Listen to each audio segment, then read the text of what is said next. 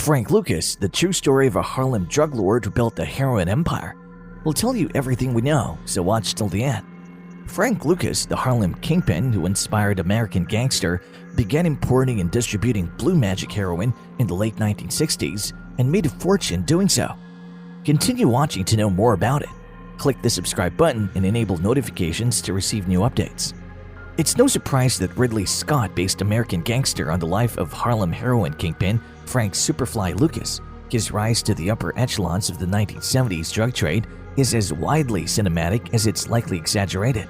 What better medium than a Hollywood blockbuster to tell such a fabricated story? Although the 2007 film starring Denzel Washington as Frank Lucas is ostensibly based on a true story, many in Lucas's inner circle believe it is largely fabricated. But piecing together the truth about his life and his numerous misdeeds is a difficult task.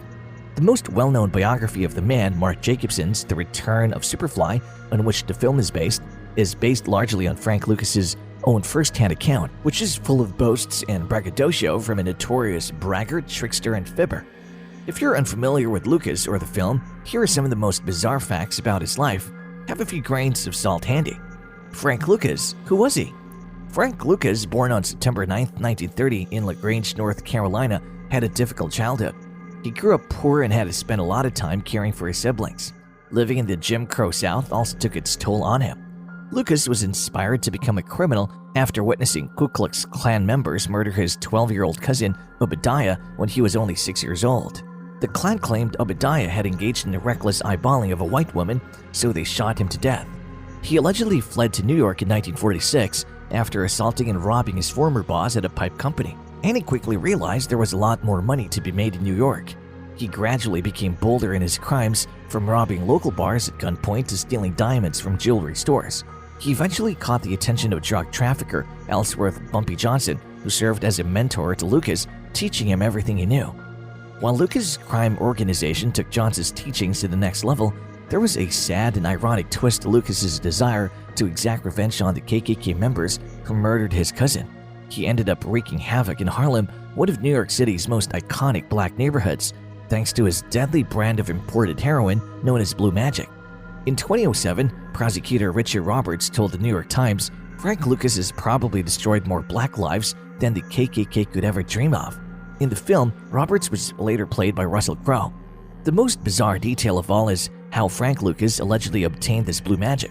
He allegedly smuggled 98% pure heroin into the US using the coffins of dead soldiers returning from Vietnam.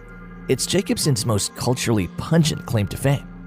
Of all the heinous imagery of Vietnam, the napalmed girl running down the road, Kelly at My Lai, etc., dope in the body bag, death begetting death, most horrifying conveys Vietnam's spreading pestilence.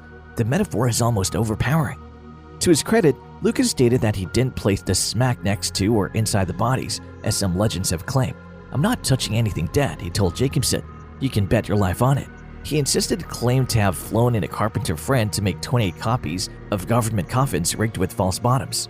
With the assistance of former U.S. Army Sergeant Leslie Ike Atkinson, who happened to be married to one of his cousins, Lucas claimed to have smuggled more than $50 million in heroin into the United States with the assistance of, he claimed that $100,000 of that was on a plane carrying Henry Kissinger, and that he once disguised himself as a lieutenant colonel to help with the operation.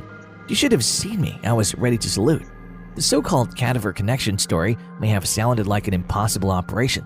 In 2008, Atkinson told the Toronto Star it's a total lie fueled by Frank Lucas for personal gain. I had nothing to do with the transportation of heroin in coffins or cadavers. Though Atkinson admitted to smuggling, he claimed it was done inside furniture and that Lucas had nothing to do with it. The video has ended. Please leave your feedback in the comment section. And if you like this video, please like, share, and subscribe to our channel for more exciting content and up-to-date information. Until next time.